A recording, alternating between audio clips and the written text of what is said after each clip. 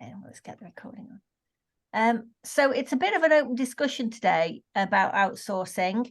I have got some notes that actually came from a resource that one of our members has created for us, but I thought, well, it's about time we sort of just reviewed it and just checked. And I've also, I'm very lucky today because we've got 3 existing outsourcing companies, using outsourcing companies here with us. We've got Neil. Thank you very much for coming, Neil.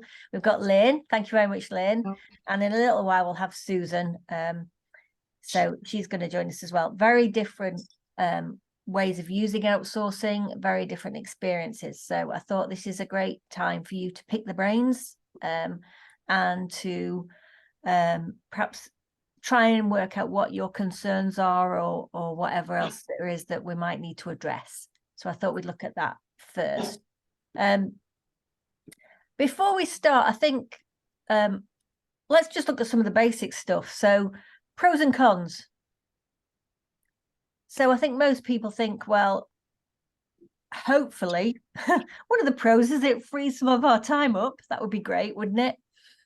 That, again, it should be cost effective. The whole point of using outsourcing is not only to free up our time, but it still needs to be profitable for us. That's really important, isn't it? If we're short with team or we haven't got the resources within us, then we can make sure we've got turnaround access to that and hopefully access to more talent when we've got such a problem at the moment with recruiting. I can see a lot of people turning to outsourcing just because of the challenges of recruiting. So I guess that there are others. When you're thinking about it yourself, what are you thinking are the pros for having an outsource? Maybe if those of you that are using it, perhaps you could share some of yours, Lynn and Neil, at the moment. What have you seen as being the real pro of having, the great things about having an outsourcing opportunity? Well, personally, I run a bookkeeping company, and so we're quite hands-on. So I have outsourcers for 2.5 years now that help me get all my processing done. But I worked with them so closely that I handed over some of my emails to them.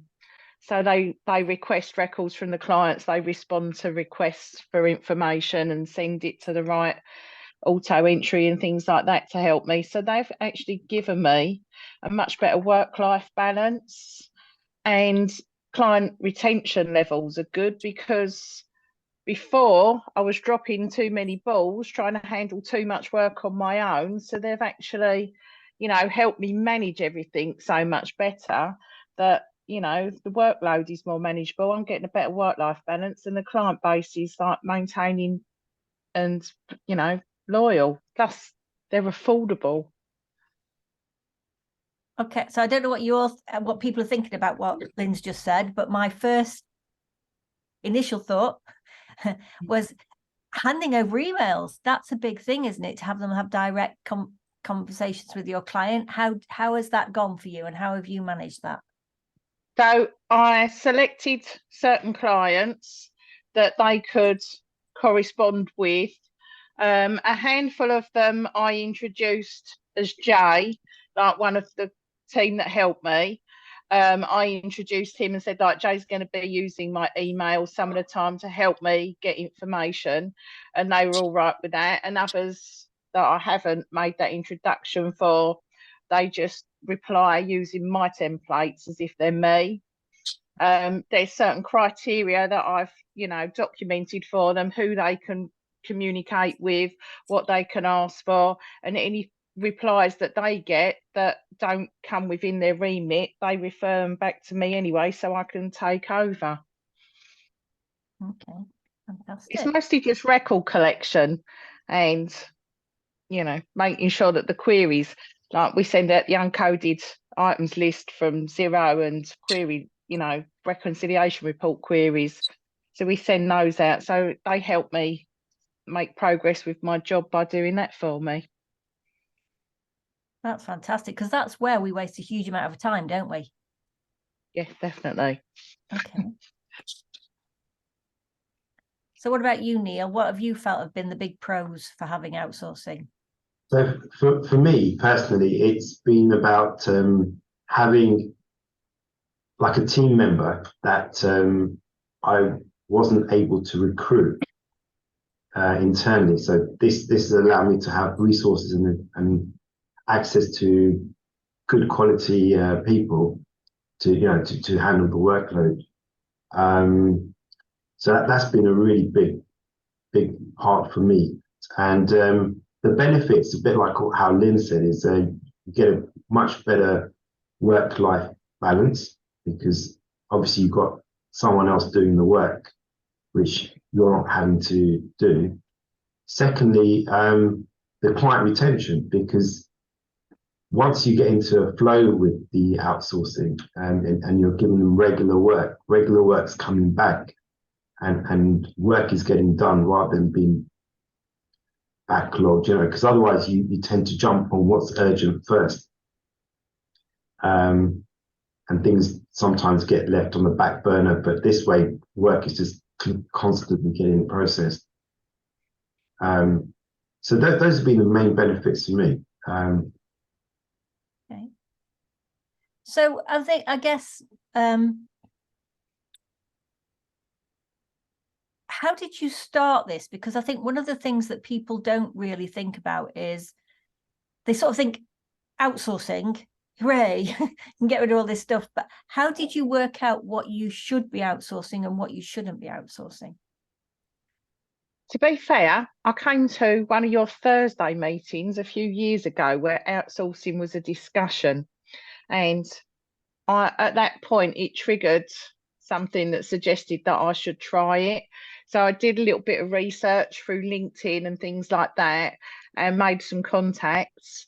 And then I spoke to the people, more like the salesperson was kind of talking to me to sort of tell me what they could offer. Mm-hmm. And then once I agreed to sort of trial them out, I sort of pinpointed which clients I'd like to test them on. And, that it was a big thing. You've got to give them a template to sort of explain how the client operates, where they're going to get their information from, how you'd like them to process things. So it's quite a big investment in my time to make sure they've got an accurate template that's going to be informative and that they can follow well, because if their team changes throughout time, the template can still be used to train new members of the team and the quality of the output doesn't get affected. So that's what I started doing. But the communication that we have, like we've got a WhatsApp group, so they send me daily reminders of things that I've said, oh, I'm going to do that on Thursday. And on Thursday morning, they say, here's today's reminders. So various methods of communication that we use, as well as a regular team meeting. Every single week, we have an hour-long meeting on a Tuesday morning to run through all the jobs. And then this week, they're helping me organise new work to process Klarna deposits for a client. So we're going to sort of work together on that to come up with the best methods.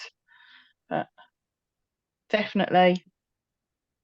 So what I heard there was that it's a collaboration that actually, and also that when you're going to move into something like outsourcing, you've got to be aware that there is a time investment at the beginning, because you need to put in systems and processes and stuff to ensure, just like you would if you had a team member and you were training somebody internally.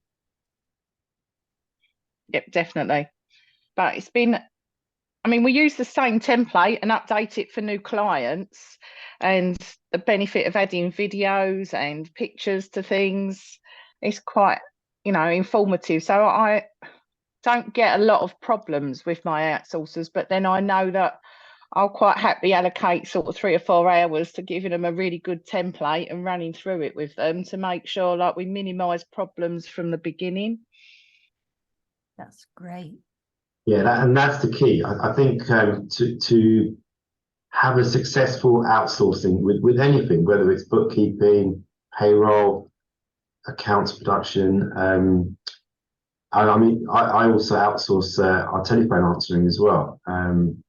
It's investing time with them in the beginning, so they clearly understand not only you as a person, but they understand your firm or your practice, the culture of your practice, because they're portraying you at the end of the day.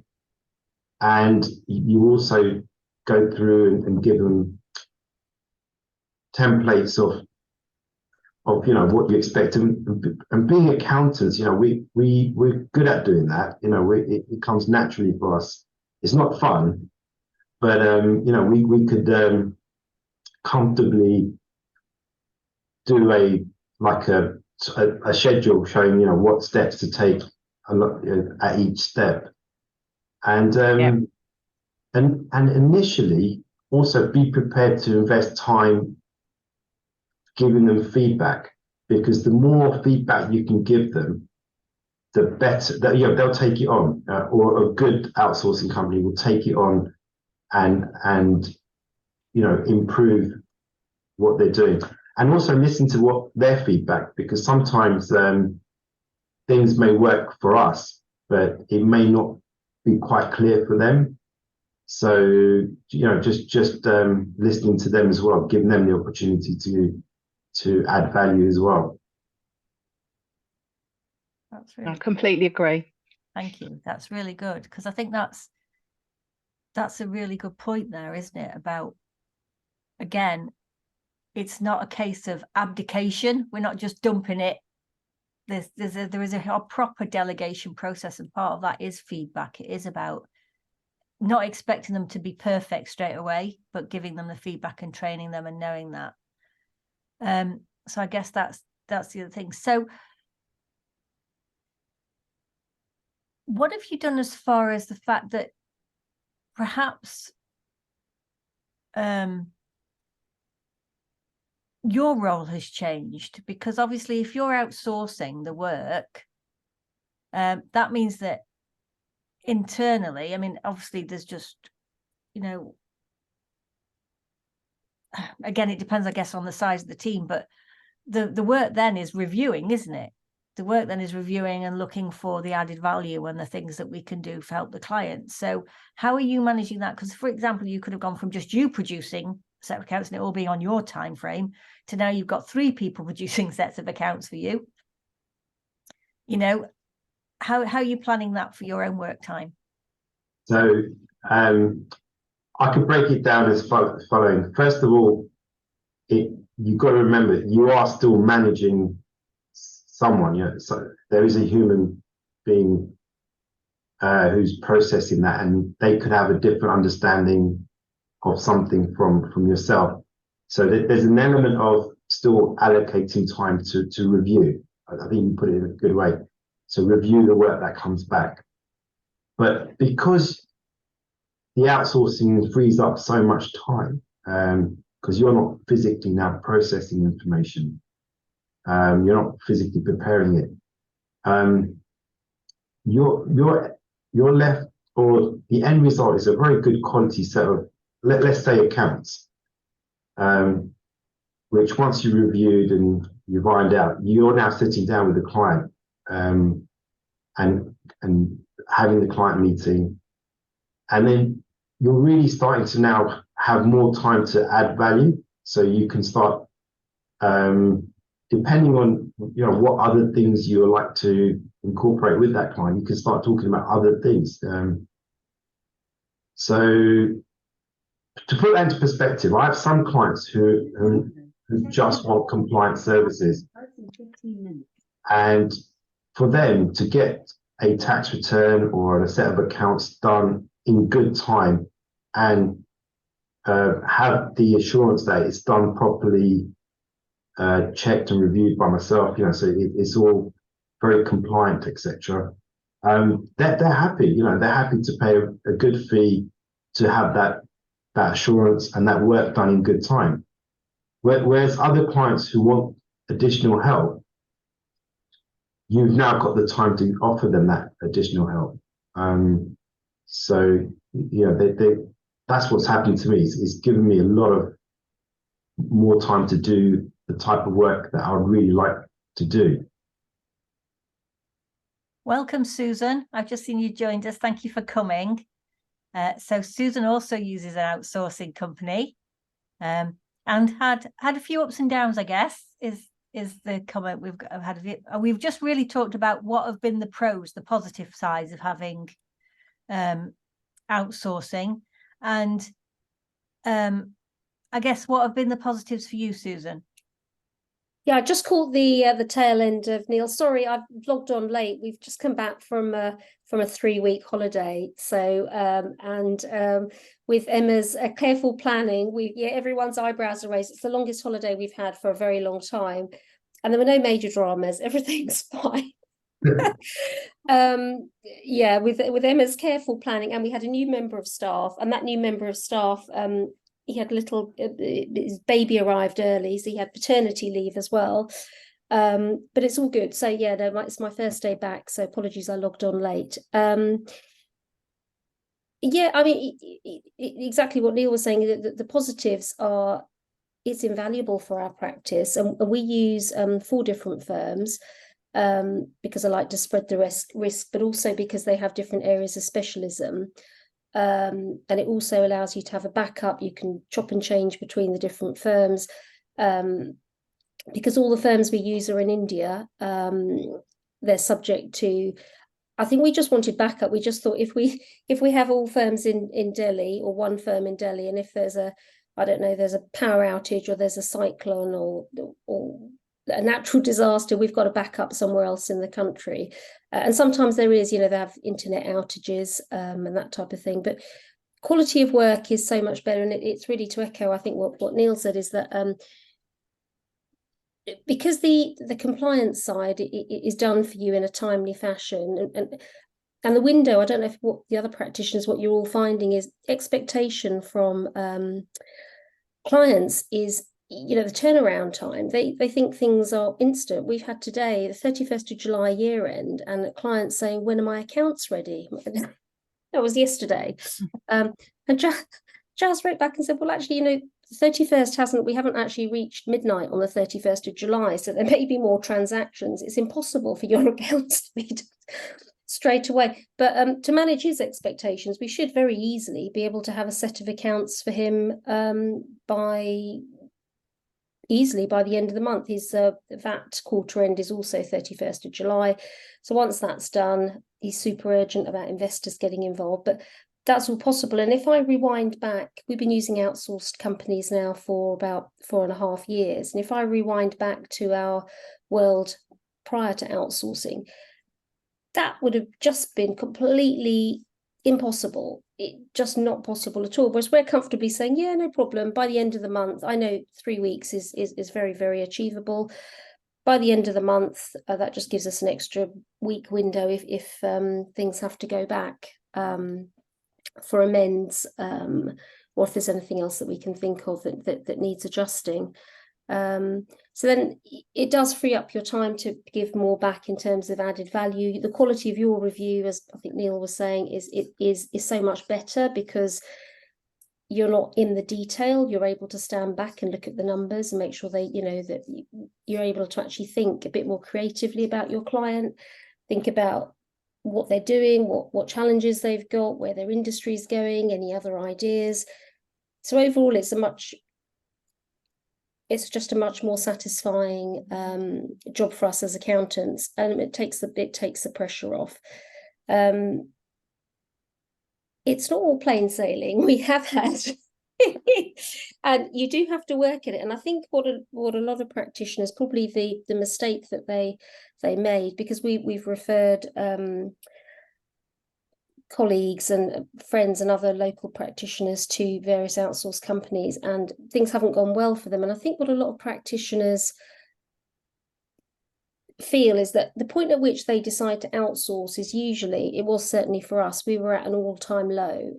And actually, I just thought, let's just try it, because we were finding it very, very difficult to retain staff at the sort of more junior end, the bookkeeping and sort of draft accounts phase, part qualified individuals. The staff turnover was very high. It was very competitive where we are based in Surrey. There were a lot of accountancy practices. It was just getting really silly. So we were just very desperate. And we just thought, well, it can't be as bad as the current situation. Let's just give it a go.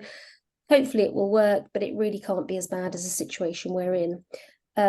But because at that point we were really stretched, I don't think we weren't managing the outsourced team as closely as we would have done.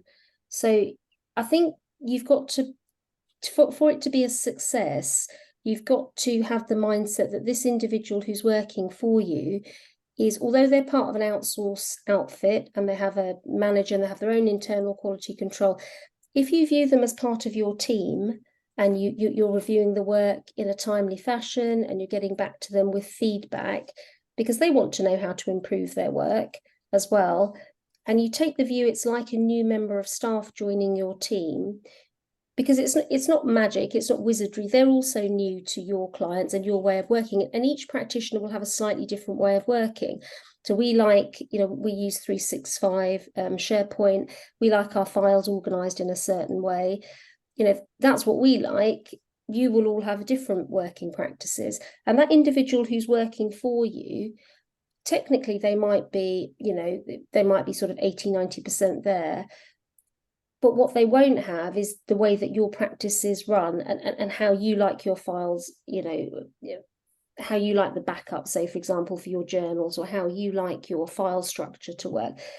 And you need the patience to help that individual grow and develop. If you have that mindset, it's really good for the individual, the outsource person, because they're getting regular feedback and they thrive on that, and the quality will then improve and improve and improve. But we have had colleagues who've, and it's gone, the whole outsource process has fallen flat for them, because I think they've had the mindset that, oh, I've outsourced it now, it's gone off my desk and it's going to come back 100%. It won't to begin with, because it's just like if you employ a new member of staff, they need nurturing. They need training on how you like things to do. They need to know the background of the client. They need to know the risk areas. But if you do invest the time, you will get back huge dividends. It's working really well for us, and it's invaluable. I cannot imagine life without outsourcing now. I wouldn't want to go back. Wouldn't want to go back to it at all. Everything's working pretty much like clockwork. I never would have thought we could have a 3-week holiday. I mean, that's quite incredible. Being a small practice, a micro practice, it's just me and my husband, and we have a team in the office, but the bulk of the workforce is with the outsourcers. Okay. So I think the three of you have painted an absolutely wonderful rosy picture, pretty much, of outsourcing. But I imagine those of you that aren't outsourcing yet are thinking, okay, what have been the pitfalls? What have been the things that have really thrown a spanner in the work or caused concerns that we ought to be aware of so that we can plan ahead? Who'd like to start? I did give my outsourcers a job once without enough guidance, and it ended up costing an awful lot of time, both on their part and on our part, to make it correct after. And that was an impressive learning curve right near the beginning that made me, I don't give them work anymore until I have actually genuinely done a really good template to ensure that we're not going to hit those problems, because they felt bad and I'm mortified, because now I'm under more pressure to get work completed, and it wasn't a good feeling for a little while, but it really taught me an invaluable lesson. So I don't have these problems now, but yeah, that was my pitfall. That's a good point, Lynn. And so I started outsourcing probably over 10 years ago. Wow. And it came out of desperate circumstances, a bit like how Susan mentioned. And we're based in Watford, which is in Hertfordshire, and a very competitive area. So it was really difficult to retain or replace team members. But I remember, so what if I break it down? So one is the actual process. So to get it right, you need to have a system where, like a diary or something, where you know where you're collating or what you're collating to give to them. And you need to project that for at least 3 to 6 months. So you've got a steady flow of continuous work going to them. Second thing is spending that time initially, like we talked about, explaining to them how you want things done and constantly reviewing feedback. But the caliber of work is quite good. So it's not an exhausting time. But one bit of advice I'd have is from whoever you decide to use from day one, get a process in place of what happens if something goes wrong. And that could be a number of things. So one, how Susan mentioned, something on their side preventing them from doing the work, like a natural, I'm not going to say disaster, but something, out of their control. Second thing is, what happens if a piece of work isn't correct? How does it get rectified? Who do you go to? What is the process? What's the time scale? Especially if it's something urgent, like how Lynn mentioned with her client. And the third thing is, who do you escalate things to? I mean, it's hardly happened to me, but what you'll find with these outsourcing companies is they have a sales rep who represent them in the UK, but they're not really the right person to discuss a job that's gone bad, or if you want to escalate something. So really, you want to speak to someone internally in the team there, and a bit like talking to your team member, rather than speaking to a salesperson who then trying to communicate that, and things get lost in communication. That's one big tip. Just have that process of in case something goes wrong, you both know what's going to happen, who to contact, how long will it take to resolve, etc. I think that's really fair. And I think one of the things we struggled with right at the beginning was what you mentioned is the workflow management, because you have to really sort of plan ahead. Look at all your clients and when the due dates are up, and think that there is a steady flow of information, because we got caught out at the beginning where we weren't, because I said we were just so desperate to get the work. I didn't have time to plan in that way. And then what happens is you get really frustrated, because at the end of the month you're getting billed, but you might have only had 50% utilization and you've got 50% spare hours. Some of the outsourcers will allow you to carry unused hours forward up to a certain amount. Some of them, it just depends on what their terms and conditions are. Some of them, if you haven't utilized the hours in the month, the hours are lost. It's very frustrating if you've got a lot of work to do, but you're being charged and the work isn't being done. So you've got to have in your mind like a system where you've got sufficient work for them for the time period, on a rolling, I'd say 2-week basis, and to bear that in mind, and also to agree turnaround times, because we have in the past as well had certain outsourcers where the work's been done, but because the individual who's been doing the work is maybe a little junior, it goes to somebody else to review the work, and then it gets stuck in a bottleneck with a manager for review, and you're sitting there, might be 2 weeks or 3 weeks, and the job hasn't come to you. They say, oh yes, the job's completed, but we haven't received it yet. So it's agreeing like a service standard turnaround time, because again, that can be really frustrating. You might have a client chasing you and you've promised the client, yeah, like I've said, oh, it'll be done by the end of the month, and you can see on the workflow that they've completed the work, but it hasn't come to you.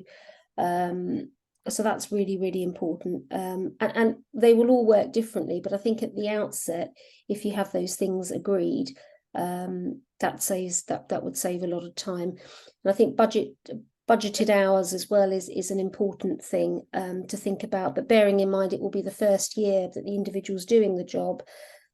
So some of you may have timesheet systems, some of you might not, but you'll have a gut feel on roughly how long you think a job will take. And it's worth just giving them an idea, because if it's somebody new and, possibly junior, they might take a lot longer. And rather than getting into that conversation at the end, it's better to have they've got clear parameters at the outset. I use budgeted hours on my templates as well, so that they've got a rough idea of, once everybody knows what they're doing, what I'm expecting the time span to be. Yeah. Just touching on a couple of things what Susan said was agreeing budget hours is really important, because most outsourcing providers will work on a time basis. So you're paying for a certain amount of allocated time or an individual. So you want to make sure that you utilize that time. So with the workflow, I know I have a lot of 31st March year ends and December year ends, believe it or not. So I have a bit of a peak time and then a bit of a quiet time. So from the onset, I made sure I portrayed that to them. And I said, I'm going to need you more for these months, but these months are going to be quiet. So, how do we formulate that into the costings? Because I'm not going to be paying you a fixed rate for the quiet months. And the agreement that we've come up with is any excess time I spend over the peak times is then made up by the quiet time. So as long as over the course of a 12-month period, I don't exceed a certain agreed hours, then we're fine. So that's how I manage it. And then, as Susan also touched on timescale, just agreeing when you want the jobs back as well. And sometimes, if you're not on the board, your work could get slightly pushed to one side or get stuck on a bottleneck. So you need to be on top of your workflow, what's been sent to them, when you're expecting it back. And very quick to get back to them with any queries, because that could delay the work coming back to you as well. I think that's a really good point, actually. The fact that just because in your mind you may be a micro company or a small company and only be giving them what you consider a small, or they might consider a small amount of hours a month, doesn't mean that you're not as valuable as anybody else. But you can get pushed to the side as obviously not being one of their big earners, so to speak. So you have to be on top of that. You need to be strong as a person and say, no, my work is as valuable as anybody else's. So, stick to your deadlines. I think that's really quite critical. I guess one of the things that Susan mentioned, and I know, Neil, you are the same, is that you don't stick with just one outsource company. And I think that's possibly, I think over the pandemic, and like Susan was saying, with the cyclones and everything else, I think it's made us very much more aware, isn't it? Not to put all our eggs in one basket, so to speak, to have options. And I think that is really important too. And again, as Susan mentioned, that you have the ability to chop and change.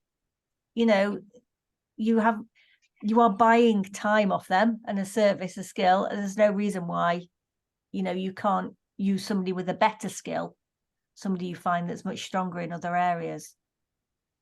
So you've all been really quiet. So please, if you've got any questions, either put your mics on and ask or put them in the chat box. But one of the leading questions I've got is, how do you find the right outsourcer? So how did you do that? It's a bit of trial and error, isn't it? And I don't, it's interesting, isn't it? And, we can banter all the names around it. It's all the large players, but it ultimately comes down to the individual. I mean, I'll give you a very interesting story. So that the first outsourced company that we started with in 2019, it was very good to begin with. It was amazing, and then we had a change of manager. They left, and they then couldn't keep their staff. There were so many subsequent changes, chopping and changing, and the quality really deteriorated. It got very, very frustrating. Then we decided to use a backup. We still kept our FTE. I think we had about 4 FTE with that first outsourced company to begin with. And I felt that we were held not a little bit to ransom, but they realized that we had 4 FTE and we were so dependent on them.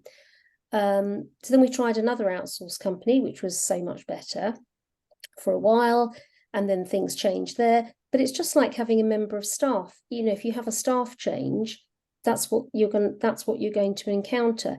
Now, the first outsourced company, which then was excellent to begin with, but after about 2 years became actually quite dire, and we were going to make a move away from them completely. They've now become our star player. They're absolutely incredible, and I give them all sorts of stuff to do. They've been doing spotlight reporting for us. They file all our CT600s for us. He does tax returns for us. We're not quite sure what's happened. I think they've had an internal change and things, and they've taken on board our feedback. But the company we were actually going to move away from because we thought they were so dire, they've become like an absolutely incredible. They're about twice as productive as the other best of breed outsourced companies. So it's about the individual, and I think you need to go with your guts in that if you feel that the individual isn't performing, just as you would if it was a staff member, you need to go back to the outsourced company and say, look, this is going really well, but this needs to be developed, and this must change, and you need to give them, very clear parameters. What are the issues? When you want it changed by, just as you would a team member. And so it's difficult, isn't it? How do you find the right outsourced company? Because I really do think it is down to the individuals that you get assigned. And what you can do is maybe look at their CVs beforehand. Most of them are quite up to you having a little interview with the individual. And it's not, it seems to be in India as well. It's not so much that the individual might be qualified. There's a lot of very, very good candidates out there who are qualified by experience. So you might have somebody who's, on paper, they're an ACCA qualified individual, but actually they may not have had that many years in practice. But then you may have somebody else who's got 8 years practice experience, and they might only be part qualified, but they're used to working in an outsourced environment.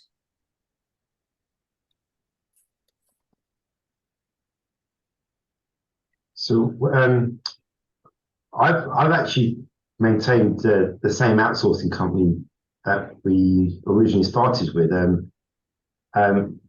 who do the bulk of my work. But so when I was looking, first of all, I looked at what work did I want to outsource, and human nature will tell you it's the work you don't want to do. But look at it slightly from a business angle and just think, well, where's the work where I can outsource, where the cost benefit is going to be, it's going to help me with my margin. Secondly, which one's going to free up the time? Then speak to the outsourcing companies and match what you're looking to give them to what they can, what they're good at, because each one has different skill sets. Most of them offer like a trial, and pick one job from that work that you want to give, that you can give to each one of them, so you can then compare what you get back. Look at the other side of things as well. Look at the interaction. How good are they communicating with you? What does the end product look like? Look at all those factors as well, because you're going to be working with this company, these individuals every week on a regular basis. And and also look at what's important for you and your clients. So, for example, if your business is very compliance based, then quick turnaround, good quality work where you're not having to review things for hours and hours might be more beneficial, etc. So just look at all those factors and then go to an outsourcing company, because then you know what you're looking for. When you meet the right one, you'll recognize it straight away. Because we're accountants, we're very good at what we do, and when we see someone who can deliver what we require, we'll know straight away. My workload is predominantly transactional level bookkeeping and VAT returns, but I gave them a trial job to work on to start with and got good results. And like I said, our communication systems are, they access emails for us and for clients, but they communicate with me regularly through WhatsApp. So I'm always being updated on problem issues and, questions that need resolving, and can you chase the client for this if we can't? And I get good results. But I've had the same team, I think, for nearly 3 years. Although people have changed within it, I've had quite a lot of the same team. So it's very friendly.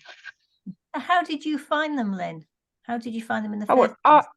I did use LinkedIn to sort of make a few inquiries, and following on from that, really friendly salesperson contacted me, and that's when, I said, yeah, I'll give you a try. But to be fair, I've been, the communications made it so easy for us all the way that I've not thought about looking anywhere else or getting a backup.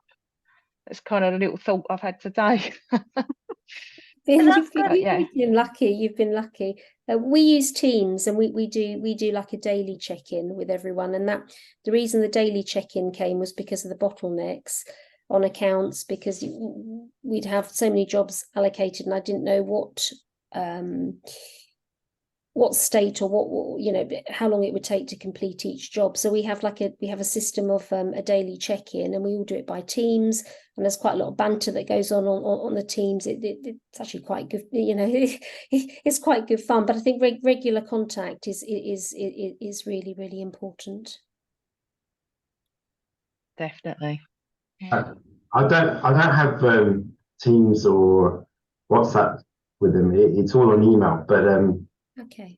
Internally, I have a really very simple workflow process or workflow program, which tells me what jobs I need to send, what jobs they have, and what I'm expecting, and dates allocated to that.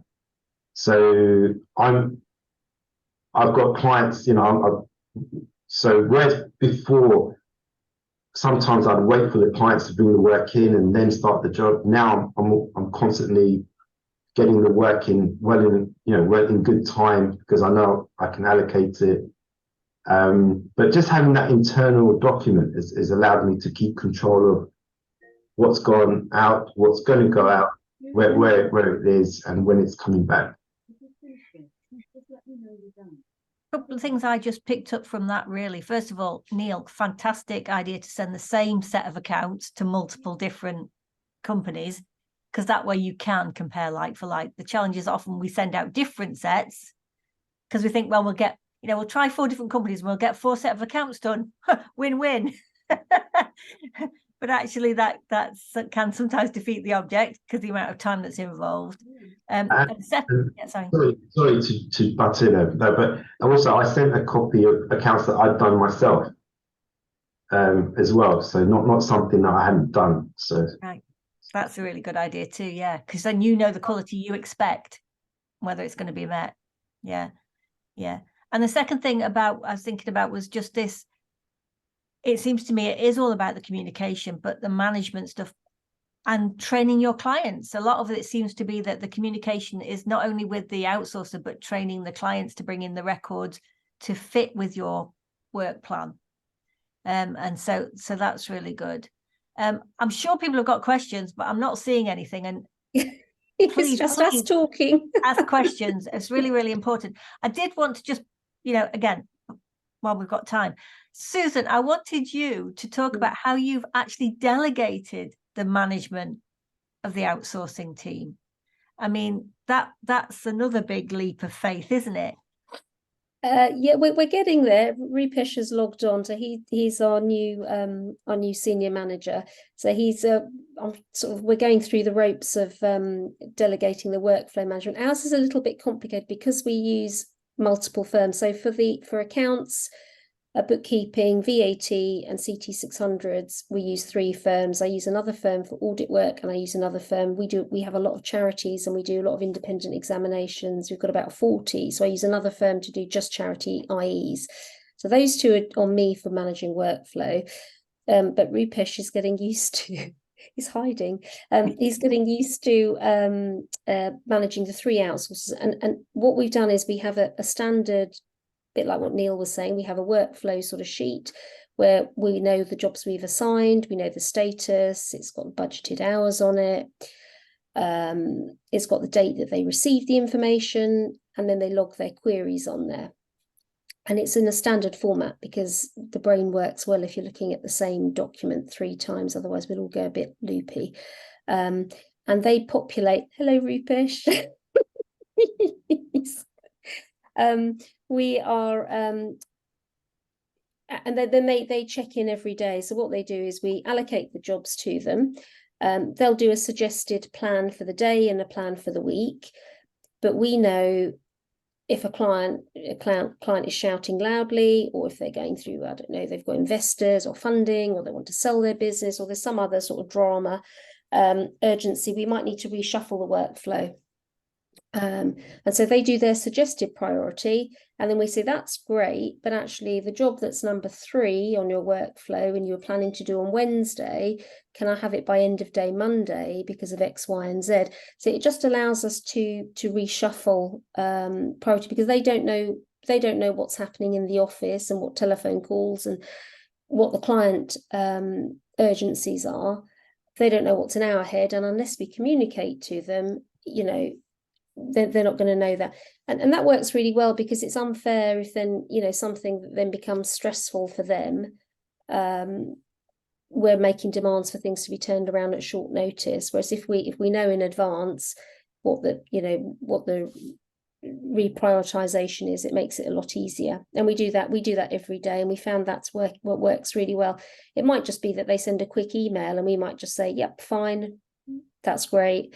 And it might just be that then in other circumstances we need to reshuffle workflow.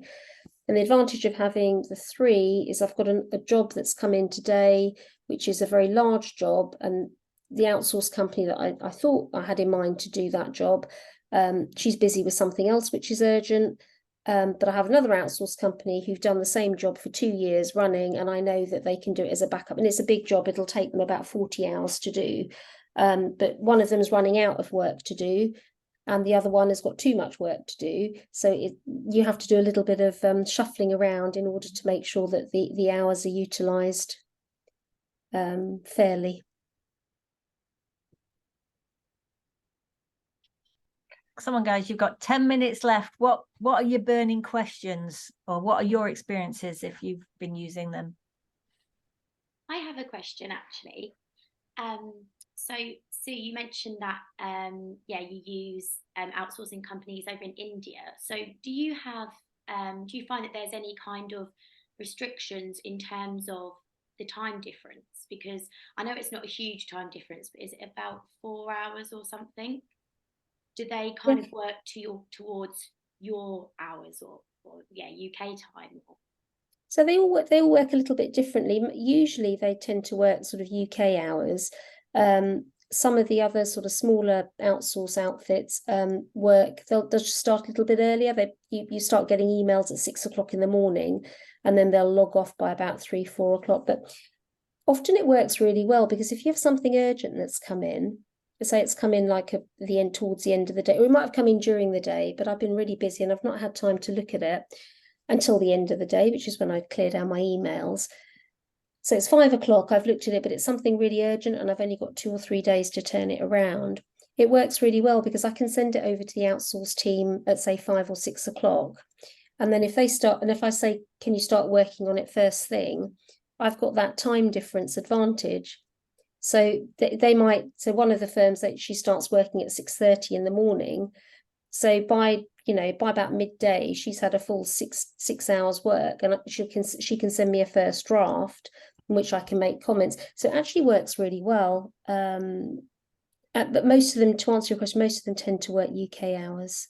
Right. Okay. Yeah, that's helpful. Thank you. And thank you everyone for all of your comments as well. It's been really interesting to listen to. Thank you. Thank you, Lucy. Anybody else got any questions? Come on, I'm sure you have.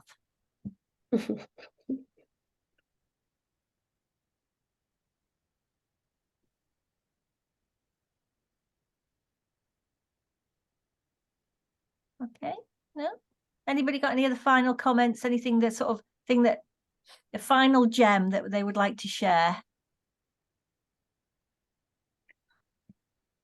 Just try it. If you're thinking about it, if you're on this call and it's something you're thinking about, just try it. And when we started, you don't have to have a full 1 FTE model. You can just do, a lot of them have a, where you can buy a bundle of hours, or you can just kind of do as pay as you go. I mean, the biggest advantage is if today I had a really large client that walked in through the door, and I know it's completely within our skill set, it's a very exciting client.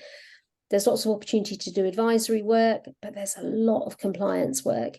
If we didn't outsource, I'd have to then go out and find a bookkeeper or bookkeeping hours to take that work on straight away. Well, this way, we have outsourced, we have an outsourced team available. And even if that outsourced team were fully utilised, we could actually say to a lot of them that we've just got this, we need this work done straight away. Can you mobilise someone from your team to get going with it?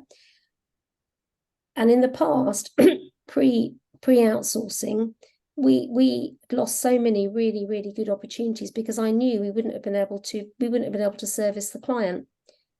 Whereas this way, that's not, that's just not an issue. You're able to service the client straight away from day one, without wasting, not say wasting is the wrong word, without, having to invest time in finding the right resource with the right skill set to do the work. That's been an absolute godsend for us. Sorry, Lee. Actually, yes, sorry. It's been really interesting listening to all of you guys. So thank you for that. That's been really good. My one question is, and it's off the back of Susan's comments really, is how quickly, realistically, to get a good job done, can you sort of implement this and get them rolling, bearing in mind everything that everybody said about, managing the process, creating templates and stuff like that? How quickly could you make it happen? If you're a digital practice already, so if you're using cloud software, which I imagine most people are now, you're using Xero or you're using QuickBooks or Sage Online, and if you're using Office 365, you can get going the next day. I mean, it's not, if we were going to take on a new outsource company now, I would just have a telephone call with them and you're just running and you're away. If you're already, a digital practice. Okay, no, that's really helpful. And in terms of actually sort of getting them to do a good job, how quickly does that happen, or is it sort of an ongoing process, like sort of Nell said and that, and the rest of the group have said? Personally, I think it's down to how much you put into your template and how much you expect them to produce for you. But mine's very transactional level for VAT and things. But definitely, the more I invest in that and the specific deliverables and particular instructions, the better results that I get. So I could get somebody set up and using Xero within about 6 hours. But that'd be for an ongoing long-term benefit. They'd be working on that sort of 5-6 times a month for me. Okay. I think to answer your question, it would be, what type of work are you referring to? Because say something like payroll. So I use a UK outsourcing company for payroll. So actually, I've got two. One's based in India. The actual turnaround and your physical input is very little, depending on the complexity of the payroll. But something like bookkeeping, what Lynn mentioned, the initial time might be a bit high, but once they've got going and it's a regular, say, monthly bookkeeping, you'll find that it is quite straightforward. Something like an accounts job,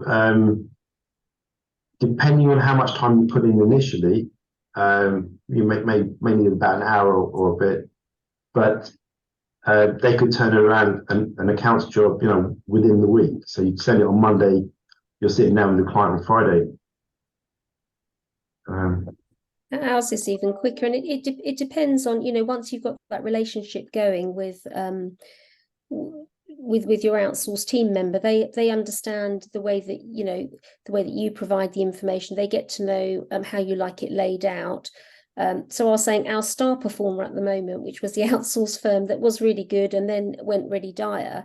I mean, he's just incredible. If I send him an accounts job now, which is now 130, depending on what size of job it is, I could say to him, I want it by first thing tomorrow morning, and I'll get a pretty good draft done. He absolutely, if it's a smallish, medium-sized job, and there aren't too many complexities, and it's a case of it's what the other what Lynn and Neil were saying, is that on your template, making it clear what the risk areas are, what the adjustments are they need to watch out for, and if they've got something to follow from the previous year, and just that they've got all the information that they're going to need. So for example, if a client, there's always, say, a work in progress issue, or they have a lot of bad debts, but you actually give that information to them. You say that you've already asked the client for that information, and then they've got everything they need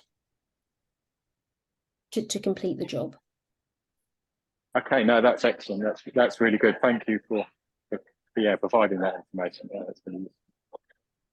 I think the other thing that probably, Lee, is important is like they've all said, is that when you have contact with the salesperson of one of these things, is actually is getting to work out who you're going to work with, and almost interviewing those team members that are going to be working for you, looking at CVs, getting on Zoom and having a chat with them.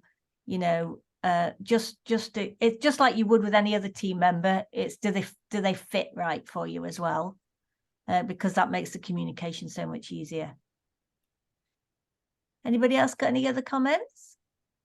I would just say, though, my outsourcing team say they like working with me because I am responsive and I do give them good answers. I communicate through WhatsApp with them, so they get quick replies. So the feedback suggests that other people might not give them as much support and communication. So again, it's going to not get the results that everybody's aiming for. That's true, isn't it? If you've given somebody a deadline to do work, but then you're not answering any queries that they've given you, what can you expect? So yeah, it's a two-way street, isn't it? Yeah, that's not very fair, is it?